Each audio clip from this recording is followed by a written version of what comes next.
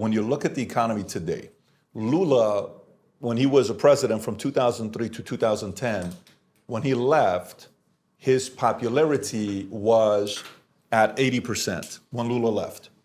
Popularity at 80%, approval rating 80%, and then obviously Operation Car Wash, he goes away. Alexandre de Moraes goes and brings him out because they didn't have anybody on the left to promote. And he goes out there and he wins. He becomes the president. Everything's going to be great. Everything's going to be fine. Today, in December, his approval rating hit 35%. Today, it's 24%. This is the lowest it's ever been in Brazil. So even there is videos of when he goes to the House, everyone's booing him. He rarely goes to the House. Yesterday, we had a chance to go visit the House and the Senate here in Brasilia. And while we went in, we're looking at the building. This is one of the examples of him walking in. Rob, if you want to play this clip.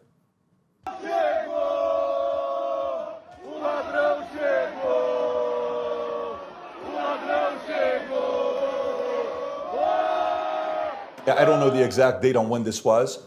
I think it's fair to say he's not very popular today with the voters. In a recent interview, while he's asking about prices are very expensive. He originally sold a dream to everybody saying, we're going to go back to the days where we can have picanha and beer on the weekends. We're going to go back to the days where you can, party and have a good time and enjoy yourself and have all that stuff. Is this the clip when he said that, Rob? If you can play this clip. I talk about a lot of things. I talk about economics, people. I talk about everything. I'm like Mercadante, like you. I speak. Now, what do people like? They like it when I say, look, we're going back to getting the family together on Sundays and having a little barbecue.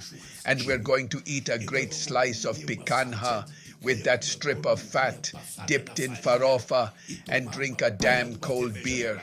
Man, people go wild because that's what people want. That's not fake news. That's not a lie for the Brazilian justice. I myself would call it a farce, a cowardice, because unfortunately, there are many people who believe in it. And here we are. From the moment when he gets cozy with dictators around the world, when he says that Hamas is not a terrorist group, the democratic world is moving away from us. No one wants to invest here in Brazil anymore. The capital outflow from Brazil has existed since after the presidential elections in 2022. I was in Florida and became aware of this. In other words, our situation here is the worst possible. When it comes to corruption, the accused of corruption in plea bargains are always the same. These people have admitted their crimes in exchange for a reduced sentence and handed over 5 billion Brazilian reals, individuals. Legal entities made a leniency agreement, the businessmen, to return 15 billion reals. Divide that by 6, that's what it is in dollars. This is the portrait of Brazil. I'm not speaking badly about my country, I'm telling the truth. And now you see. A scoundrel like that, Lula da Silva, lying about barbecue, picanha, and beer to win elections. And during the campaign, I couldn't show Lula with Ahmadinejad, with Chavez, with Maduro, with Fidel Castro, with Ortega. With drug dealers in Rio de Janeiro, during the campaign in 2022, he went to a community, a favela in Rio de Janeiro, called Morro do Alemão, to talk to local leaders who were elected among the organized crime.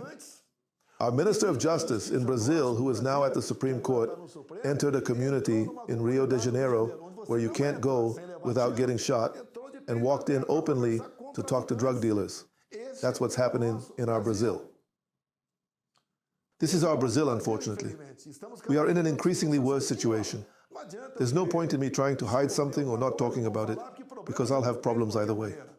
Without committing any crime, they want to sentence me to 28 years in prison in a scheme that only makes sense to those psychopaths who don't want the possibility of me running for election. If I run, I win. We're in shape to win the election, not to win votes. We already have more than enough votes to win the election, but they don't want us back. We disrupt the life of harmony that the authorities have. What kind of life of harmony is this? Everyone does whatever they want, and the people, well, they have to fend for themselves. Well, I mean, the good thing is the fact that these videos out there for people to see, to know what he said, right, in the past. Here's another one where he's talking about folks who can't afford groceries today, right? Instead of saying, hey, let's find a way to improve the economy, he's saying, don't buy it. Rob, if you can play this clip, here's Lula. Yes, one of the most important things for us to control the price is the people. You know this. If you go to the supermarket there in Salvador and you suspect a product is expensive, you don't buy it. Then, if everyone has this awareness not to buy what they think is expensive, the seller will have to lower the price to sell. Otherwise, it will spoil. How do you react to that? Everything's expensive here. We have supermarket brochures from previous years. All the prices have gone up by a lot. And to try to cover all this up, he enlisted the institute responsible for statistics in Brazil, which provides the inflation numbers, for example. Every month, he's already used to it. His habit is to torture numbers to lower them, but people know what's happening. The price of coffee here is 90 reals. It doesn't make sense. That's it. Essential products too. With that rise in the dollar by the end of December, beginning of January, it reflected in a 7% raise on the average price in supermarkets. It doesn't make sense for an agricultural country like ours to have these prices. What did I do back then, especially during the Ukraine and Russia war? Because prices rose worldwide. I did something here that no one expected. Together with our Minister of Economy, we started to reduce or eliminate taxes. I eliminated the federal fuel taxes. I eliminated the import tax on many items. I reduced taxes by a third on 4,000 products. And believe it or not, we started to collect more. As we often say, it's all about the economy, right? That so-called Laffer curve. The tax burden was so big that the more it grew, the less it collected. Then we found out, and our politics, for example, about reindustrialization and making groceries prices affordable, it was exactly that. Fuel prices affect the final cost of these products because of transportation in a country as large as ours. We did what was needed. Now, I'm sorry that the other side here lies all the time. You can see in 2018, Lula was convicted in the state federal court. He got authorization, the passport, to go to Ethiopia. Me, without conviction, could not go to the United States. And Lula's most important panel from 2018 is the following: United Africa. Is Africa here? To eradicate hunger once and for all by 2025. It's always the same talk, stomach. It's about the poor, about social projects, it's barbecue, it's beer. Now, I believe that this phase of lies, people are starting to realize what's true, although a large part of the population can't really understand who is right and who is wrong. And they are just now understanding that socialism will lead everyone to misery, as is true here in Brazil. Socialism, communism is turning all the equals in Brazil into misery, to the bottom, unlike capitalism. With me, at the end of my administration, among other things, we have a lot of informality in Brazil's job market. It also exists in the United States. But the informality there is different from here, right? But we were at full employment in Brazil practically, combining formal work, informality, and the people receiving social benefits. Now, everything went back, is going backwards. In Brazil, although at first it started collecting more revenue, considering the increase in the tax burden, entrepreneurs are investing less and less here, taking their investment money abroad. Oh, and that's one of the reasons why I asked you if the visas are going to China, Paraguay, other places. And I want to get into the business owner, but how bad can this thing get until the people finally say we're done? And has there been any conversation about impeaching Lula or not yet? No, the calendar does not allow for an impeachment now. If you start an impeachment process now, first you need popular support. For now, the people have not woken up to this, and this process is lengthy. We have the movement now, on March 16th, where I said that I am against impeachment, because if it were to happen, if everything goes well, it would happen around the middle of next year, already on the eve of the elections, and we should strengthen our work here for amnesty, We have mothers with children 3, 4, 5 years old, imprisoned. I was accused of being a coup plotter. It's absurd. It was similar to the Capitol.